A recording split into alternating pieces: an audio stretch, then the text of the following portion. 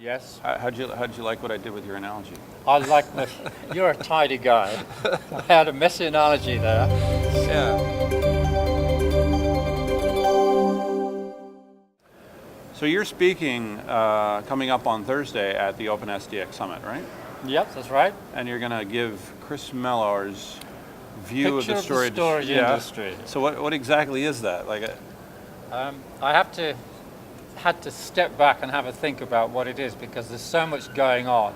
It's like watching a dog walker on the beach with the dogs going all over the place. But the storage industry is the dog walker. And what's the storage industry doing? Never mind all the various dogs, but the only picture you get of it is what all the dogs are doing, abstracted all together, and trying to get a sensible picture out of it. Mm-hmm. And that's what I'm trying to do here. So does that mean, that's a fascinating visual. So the storage industry, is it that it's chaotic? Is it that there's, oh, yes, are the dogs the vendors, or the dogs are the vendors and the technologies, and the storage industry for sure is chaotic. Mm-hmm.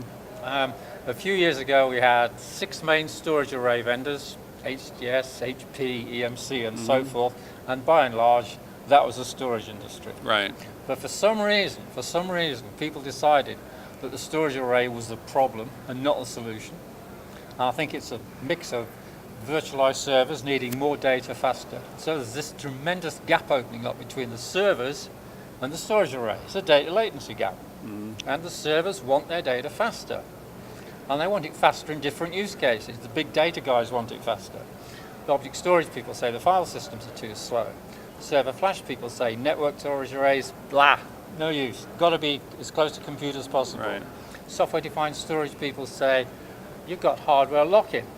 You've got to free the storage software from the hardware. Then you get more agility, you get more flexibility, you get lower cost, and so on and so forth. So you've got these 8, 9, 10 different technologies being supported by different vendors, all saying, in effect, the storage array is the problem, right, not the solution. And for the life of me, I can't see how the storage industry is going to be put back together again. It's like Humpty Dumpty.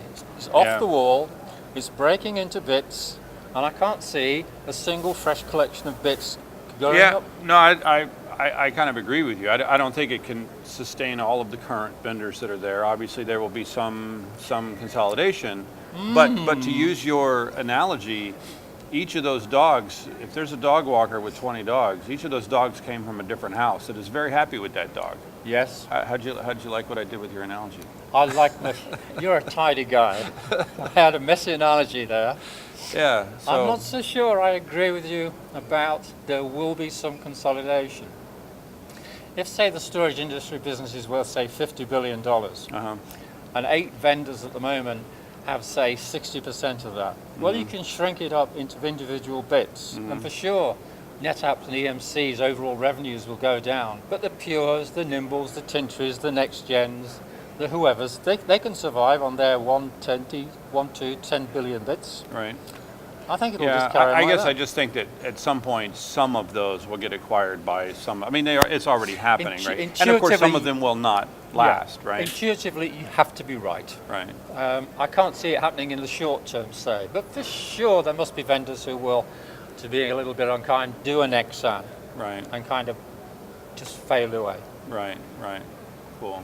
All right. Well, thanks for taking the time to talk today. It's a pleasure, Mr. Right. President. Always a pleasure. All right. And there we go. I think that was fun. I like your